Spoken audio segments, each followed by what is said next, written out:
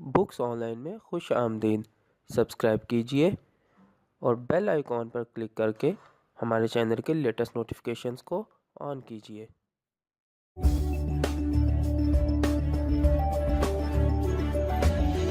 अस्सलामुअलैकुम प्यारे बच्चों, आज जो मैं कहानी सुनाने जा रही हूँ इसका नाम है काम का अंजाम। एक दफ़ा ऐसी गर्मी पड़ी कि सारे तालाब सूख गए और नदी नालों में पानी का नामो निशान न रहा। बेचारे मेंढकों को पानी न होने की वजह से सख्त तकलीफ हुई। प्यास के मारे उनके हलक सूख गए। आखिर 2 मेंढक पानी की तलाश में निकले। चलते चलते रास्ते में एक गहरा कुआं नजर पड़ा। कुएं में बहुत सा पानी था। एक मेंढक पानी को देखते ही झट कुएं में कूद पड़ा और खुशी से इधर उधर तैरने लगा, मगर दूसरा मेंढक कुएं के किनारे पहुंचकर रुक गया। पहला मेंढक कुएं में से बोला, आओ भाई तुम भी आ जाओ, आहा कैसा ठंडा और मीठा पानी है।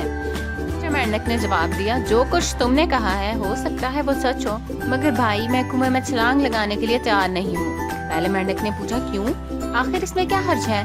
ऐसा मीठा और ठंडा पानी कहीं और नहीं मिल सकता और यहाँ किसी किस्म का खतरा भी नहीं है। दूसरे मेंढक ने कहा, इस वक्त तो तुम आराम से बातें कर रहे हो, लेकिन तुमने ये सोचा है कि अगर इस कुएं का पानी भी सूख गया तो फिर तुम बाहर कैसे निकलोगे? काम करने से पहले उसका अंजाम जरूर सोच लेना चाहिए।